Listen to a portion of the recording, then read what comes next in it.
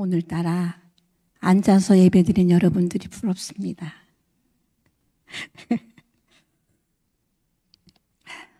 날씨도 굿운데 이렇게 오셔서 너무나 감사합니다. 오늘 본문의 제목이 이스라엘 백성이 요단을 건너다입니다. 그런데 그 본문을 다 전할 수 없어서 두 문단으로 나누었습니다.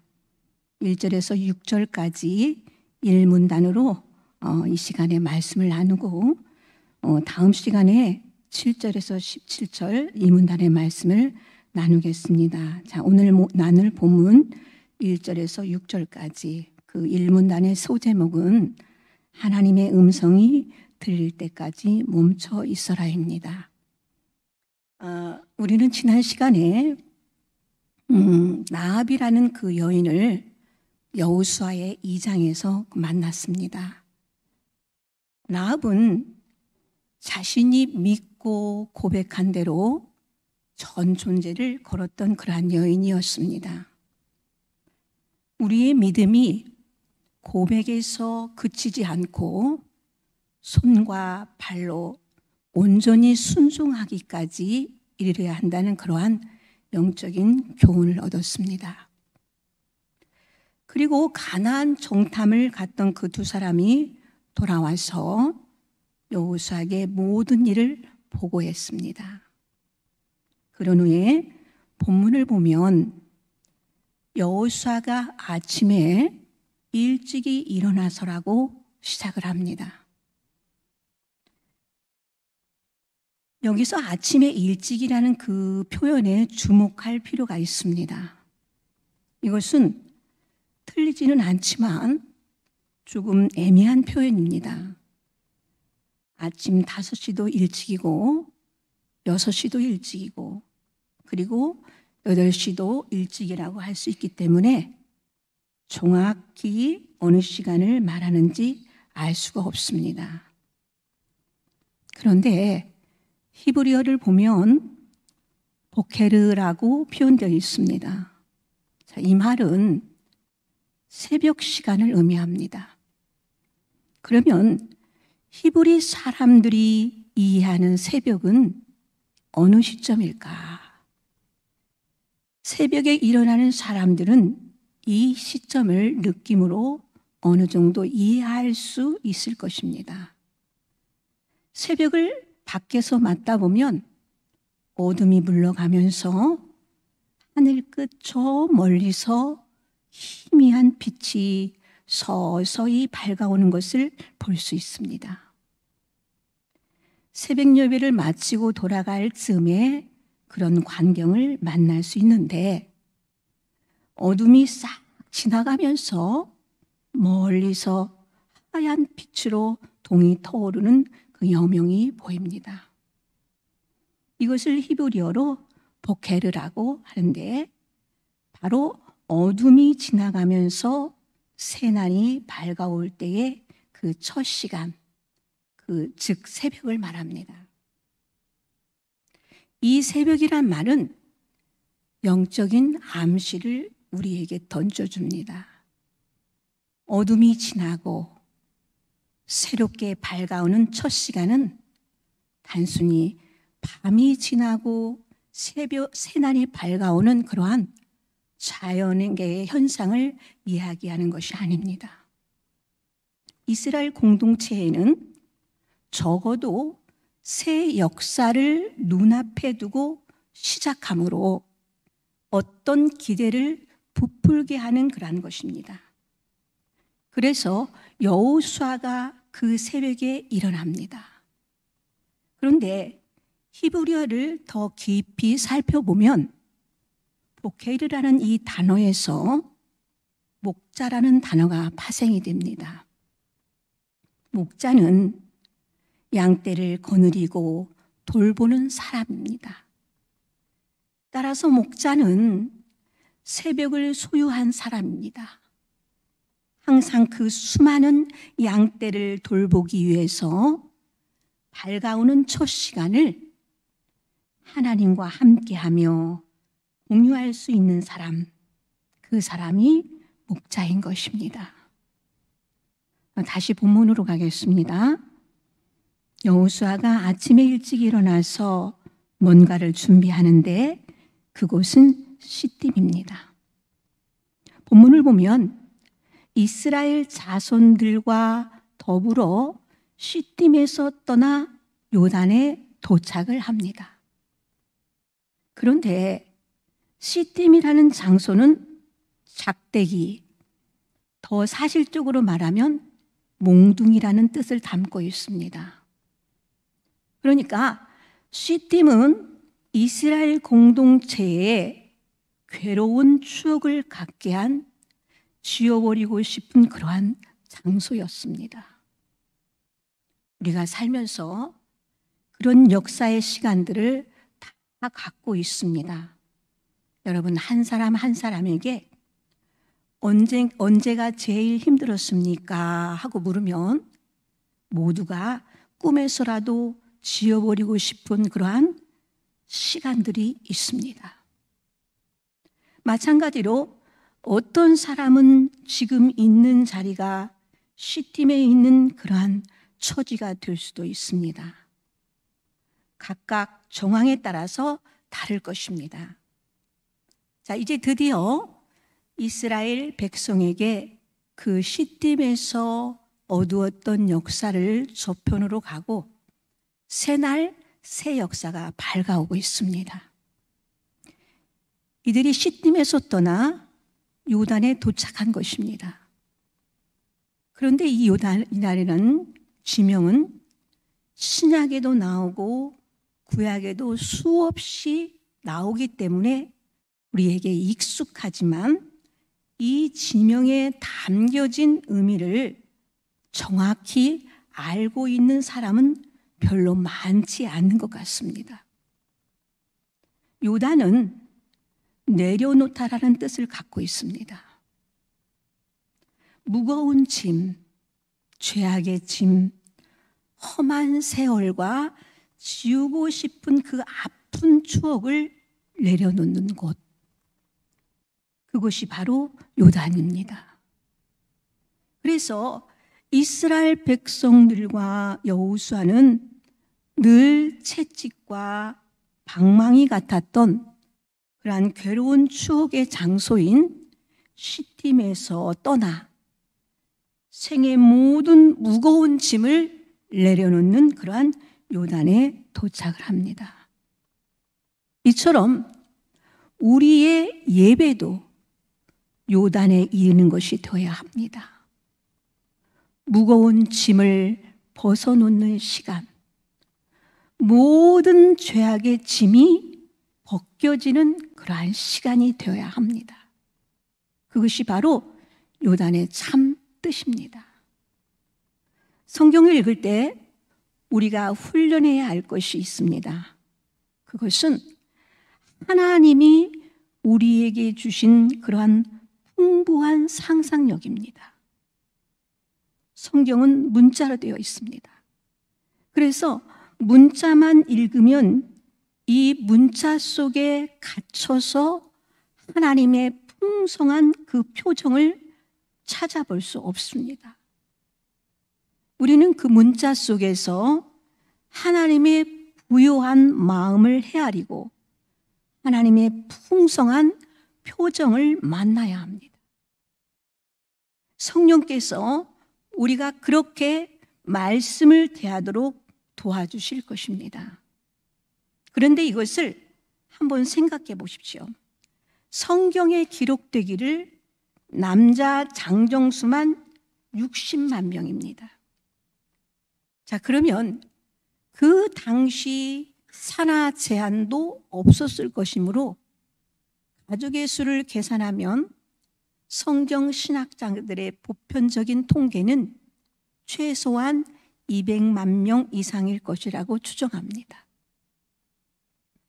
우리는 200만 명이 아니라 100만 명이라도 한꺼번에 제대로 본 적이 없을 것입니다. 그런데 우리나라 집회에 역사상 100만 명이 모였던 때가 있었다고 합니다. 1974년 세계적인 대부흥사 빌리 그레이엄 목사님이 여의도 광장에서 집회를 했던 그러한 엑스폴로 74입니다. 근데 그 집회는 정말 굉장했다고 합니다. 세계적인 뉴스거리가 되었는데 여의도와 영등포를 잇는 서울대교까지 인파가 가득했고 정말 어마어마했다고 합니다. 그런데 200만이라는 숫자는 그 2배입니다. 그것도 최소한으로 계산한 수입니다. 게다가 그 안에는 장정만 있는 것이 아니라 몸이 약한 사람, 어린이, 노인, 장애인 등 또 여러 때를 지어 모여있는 그러한 사람들이 있었을 것입니다. 말이 그렇지 이들을 끌고 100m 가기도 힘들었을 것입니다. 어떻게 이들을 움직였겠는가 한번 상상해 보시기 바랍니다. 하지만 어쨌든 이들을 이끌고 16킬로나 되는 그 요단에 도착을 한 것입니다. 그러면 부지런히 요단을 건너야 하지 않겠어요? 그런데 이상하게도 여호수아가 여기서 또 멈추고는 건너지를 않는 것입니다. 그러고는 어떻게 하는지 본문 2절에서 3절을 보겠습니다. 사흘 후에 관리들이 진정으로 들어다니며 백성에게 명령하여 이르되, 신앙생활을 오래 하면서 제일 힘든 것이 무엇이냐면 아마도 많은 사람들이 그 하나님의 타이밍, 즉 하나님의 때를 기다리는 것이 제일 힘들다고 감히 말할 수 있습니다. 왜 그렇게 생각될까? 사람은 본질적으로 죄인입니다. 그런데 가장 무서운 죄는 바로 하나님 없이 내가 뭔가를 하려고 하는 것입니다. 사람은 워낙 그쪽으로는 에너지가 잘 발달되어 있어요. 불안하고 염려가 많은 존재라 어떤 일을 앞에 두고 자꾸 자기가 무언가를 하려고 속에서 발을 구릅니다. 기다리지를 못하는 거예요. 그 대표적인 예가 아브라함의 경우입니다. 하나님이 내 몸에서 난 살아야 내 씨라고 약속하셨으면 10년이 지나도 하나님의 전지전능하심을 믿고 기다려야 하는데 기다리지 못했어요. 그 기다림이 깨지면서 인류의 비극이 시작됐습니다. 단순히 집안의 비극이 아닙니다. 중동에서 벌어진 이 역사는 세계적인 영적 전쟁의 줄기입니다. 그 뿌리를 찾아가 보면 하나님의 타임을 기다리지 못한 데서 기인한 것임을 알 수가 있습니다. 저는 사역을 하면서 제일 겁나는 것이 이것이 내 생각이 아닐까, 내 노력이 아닐까 하는 것입니다. 그래서 다른 것은 실수하고 넘어져도 그다지 힘들지 않은데 하나님의 때, 하나님의 타임을 기다리는 것이 제일 힘이 듭니다. 그런데 여호수아는 요단 앞에서 기다립니다. 영적인 지도자는 어떤 일을 하든지 하나님이 주신 메시지가 있어야 합니다. 이것이 참 중요하면서도 쉽지 않은 것입니다. 하나님이 주신 메시지 없이 사역을 하면 망하게 됩니다. 잘 되는 것 같고 세상 사람들 눈으로 볼 때 잘 된 것처럼 보일지 몰라도 하나님 앞에서는 결국 망한 것입니다. 그래서 우리 그리스도인들은 오늘 내게 주시는 하나님의 메시지가 있는지 늘 질문을 해야 합니다. 이 메시지가 없이 살아가는 사람은 불행한 삶을 살아가는 것입니다. 여호수아에게도 이것이 필요했습니다. 그래서 그는 움직이지 않았습니다. 움직이지 않는 것은 움직이는 것보다 더 힘이 듭니다. 특히 기능과 효율성이 서로 맞물려 재빨리 돌아가는 그 현대를 사는 우리에게 하나님의 타임을 기다리는 것이 얼마나 힘든 일입니까?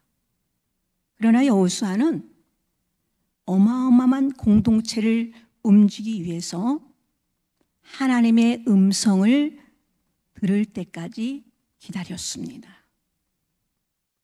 제가 요즘 몇 개월 아동부 사역을 하고 있습니다. 말씀 사역을 하고 있는데 그 전에 아동부 교육전도사로 있을 때는 거의 마치 성경을 읽을 때 숲 전체적인 것을 그냥 훑어서 이렇게 말씀을 아이들에게 전해줬어요. 근데 이제 세월이 가면서 하나님 말씀을 깊이 묵상하면서 그 숲속에 구석구석에 있는 그러한 것들을 살펴보게 되었어요.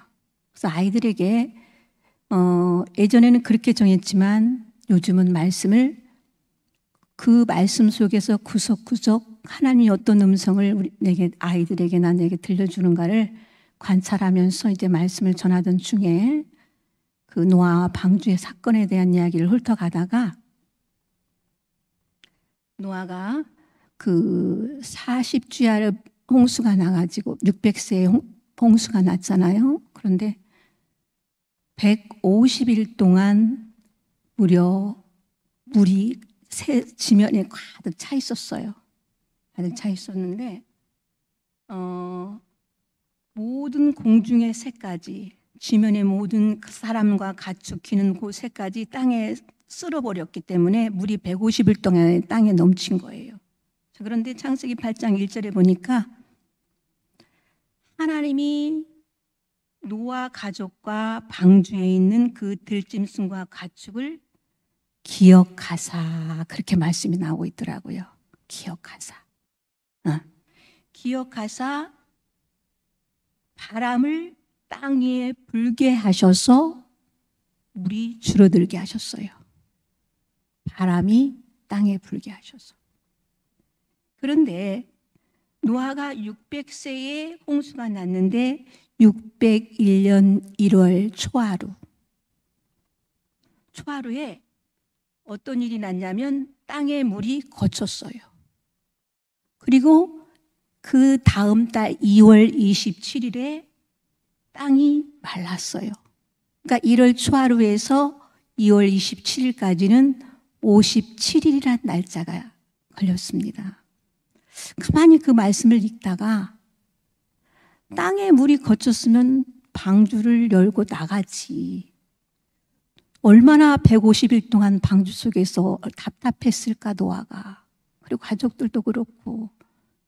그런데 57일 동안 거쳤는데도 나가지를 않는 거예요.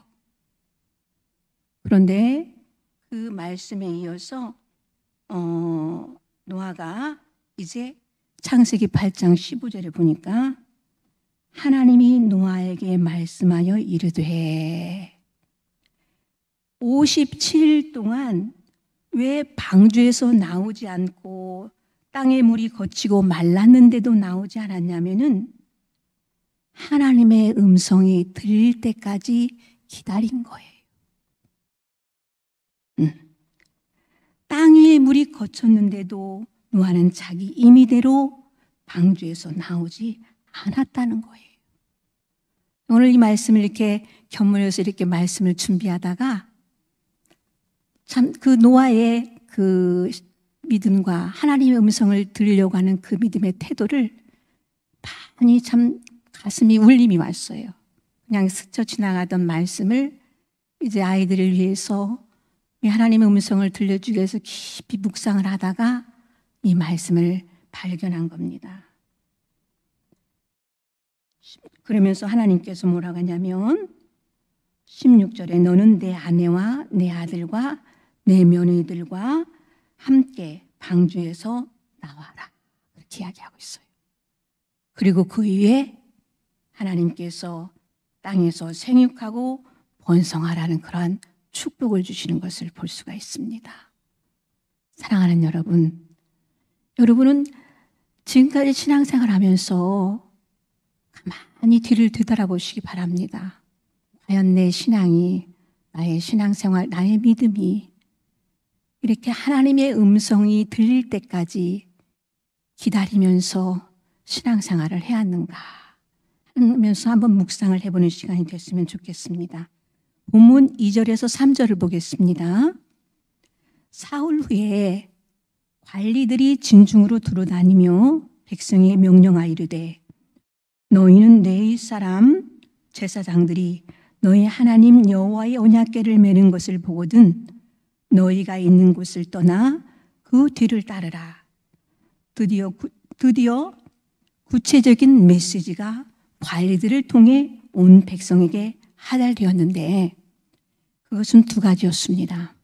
첫째, 제사장들이 언약궤를 메는 것을 보거든 언약궤에만 집중하라는 것입니다. 언약궤만 쫓으라. 이 언약궤는 이스라엘 역사에서 아주 중요한 물건인데 언약궤의 첫째 의미는 하나님의 임재의 장소입니다. 그러면 어떻게 이 언약궤가 이스라엘 백성에게 하나님께서 임재하는 곳으로 각인되었을까? 바로 그 안에 담겨진 물건 때문입니다. 아주 중요한 세 가지 기념비적인 물건이 담겨져 있는데 그것들은 하나의 공통점을 가지고 있습니다. 바로 인간의 죄를 적나라하게 고발하는 물건들이었습니다. 즉 그것은 아론의 쌍난 지팡이, 만나를 담은 항아리, 그리고 십계명이었는데 여기서 하나씩 간략하게 짚어보기로 하겠습니다. 첫 번째로 아론의 쌍난 지팡이는 어떻게 해서 생겨났을까? 그 기적이 왜 필요하게 되었을까? 신명기를 보면 하나님이 모세에게 명령하시기를 이 아론의 쌍난 지팡이를 언약궤에 넣어라. 백성의 패역함의 상징이라고 하셨습니다. 아론의 쌍난 지팡이는 고라 자손 때문에 생겼습니다. 고라 자손이 모세의 지도력에 반항을 합니다. 그것은 단순히 지도력에 대한 그 반항이 아니라 하나님에 대한 그 불신이 동기였습니다. 그래서 하나님이 그들을 무섭게 치셔서 고라의 자손이 무수히 죽게 됩니다. 그리고는 그 경계를 보이시기 위해서 죽은 지팡이에 살구가지인 사케드, 이 사케드 즉 싹이 나는 기적을 보여주십니다. 그리고 이것을 언약궤에 놓도록 명령하십니다. 백성들의 패역함을 항상 잊지 않도록 말입니다. 두 번째 물건은 만나를 담은 항아리입니다.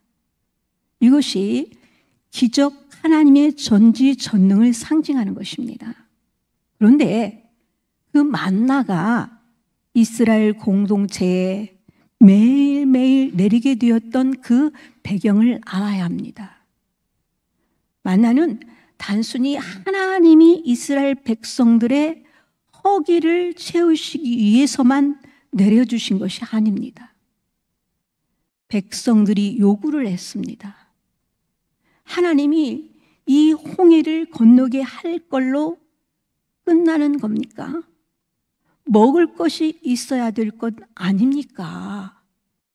먹을 걸 주세요. 그렇게 하면서 이들은 빵만 있으면, 물만 있으면 하나님을 너무너무 잘 섬길 텐데 합니다. 하나님이 그 이야기를 들으시고 만나를 주십니다. 그래, 빵만 있으면 너희들이 나를 잘 섬길 수 있다고? 정말 그런가? 어디 한번 보아라. 확인을 시켜주는 그러한 차원에서 만나를 주십니다. 그리고 고기를 달라고 하자 또 고기를 주십니다. 그런데 결론은 어떻게 되었습니까? 하나님께서 그렇게 해주셨어도 그들은 한 번도 하나님을 온전히 쫓은 적이 없어요. 모세가 그들의 어지러웠던 그 방황의 기록을 남기면서 신명기에 이런 말씀을 씁니다. 사람이 떡으로만 사는 것이 아니요 여호와의 입에서 나오는 모든 말씀으로 사는 줄을 내가 알게 하려 하심니라. 아멘. 자, 이 오묘한 진리를 40년 불순종을 통해서 만나 때문에 깨닫게 됩니다. 그러니까 만나는 먹고 배부르라고 주신 것이 아닙니다. 인간은 먹는 문제가 해결되어도 하나님을 섬기는 그 온전한 존재가 될 수 없다는 사실을 고발하는 것이 만나입니다. 세 번째 것은 십계명입니다. 이것은 두 번째 돌판이기도 합니다. 첫 번째 돌판이 없어졌습니다. 그것이 없어진 경우에 대해서는 우리가 많이 들어봤을 것입니다. 첫 번째 돌판인 십계명을 받은 모세가 산에서 내려오는데 밑에서 춤추는 소리가 나서 보니 백성들이었습니다. 그들은 모세가 보이지 않자 금송아지를 만들어서 부어라 마셔라 하면서 춤을 추면서 그들 스스로 만든 송아지를 향해서 놀랍게도 이런 얘기를 합니다. 이것이 우리를 애굽에서 인도해낸 신이라 여호와라. 모세가 그 광경을 보자마자 화가 나서 돌판을 던져 부수었습니다. 그리고 그들이 만든 송아지를 부숴 가루를 만들어서 물에 타 백성들에게 마시게 합니다. 그 일로 많은 사람들이 희생을 당합니다. 그리고 모세는 다시 십계명을 받아옵니다. 그래서 두 번째 돌판이 언약궤 속으로 들어가게 된 것입니다. 지금까지 그 언급한 세 가지가 모두 무엇을 상징합니까? 단순히 하나님의 전지전능하심을 상징할까? 아니면 기적을 상징할까? 그건 아닙니다. 이 세 가지 물건은 인간의 의지와 노력과 깨우침으로는 거룩한 하나님의 요구 수준에 도달할 수 없는 그러한 본질적인 죄인임을 알려주고 있는 것입니다. 그러므로 본질이 죄덩어리인 인간은 아무도 믿을 수 없는 존재입니다. 열심히 의를 행한다고 해도 결과는 죄덩어리입니다. 그것이 언약궤입니다. 이 언약궤가 지성소에 있을 때에 어떻게 했습니까? 제사장이 양을 잡아 피를 흘려 담아와서 언약궤 위에 부어버렸습니다.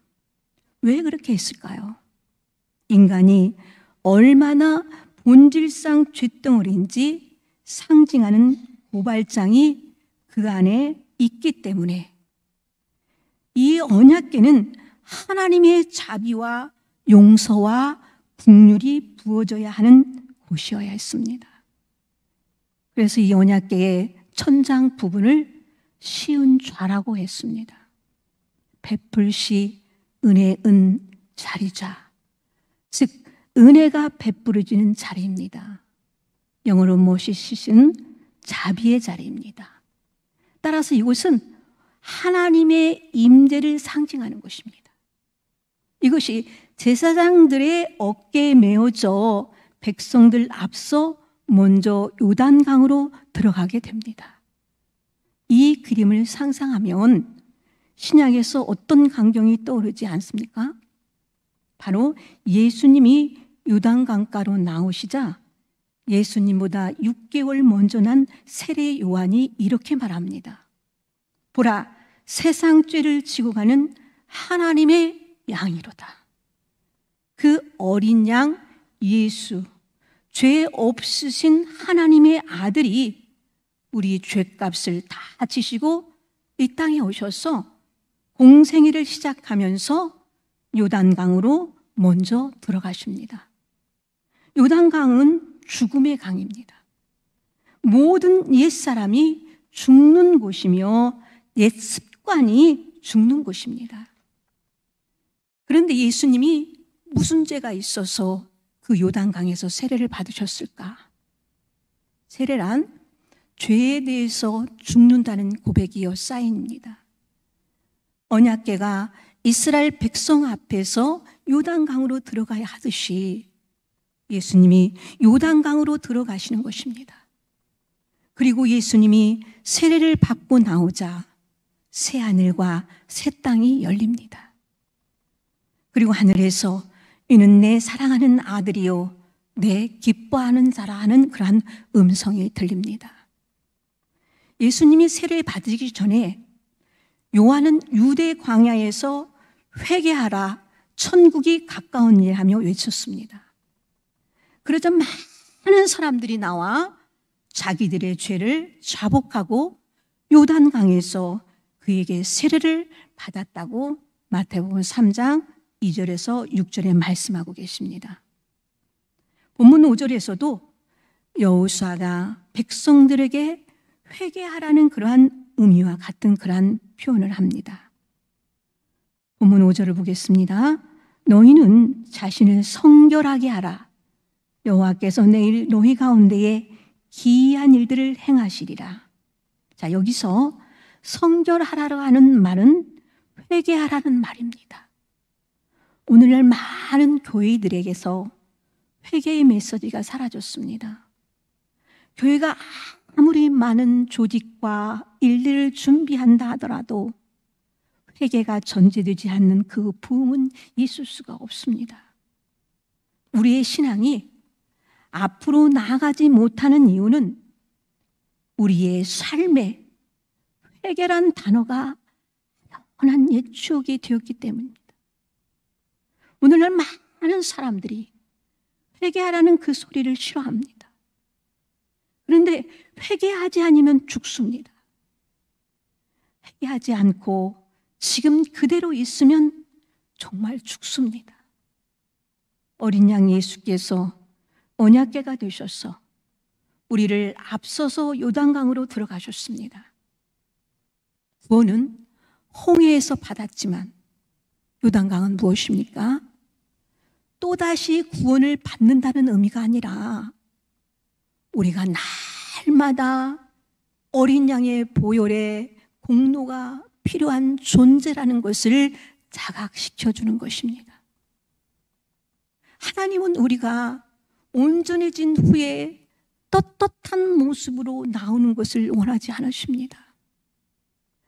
얼룩지고 누추하고 초라한 모습 그대로 나와 회개하는 영혼에게 새 기회를 주십니다.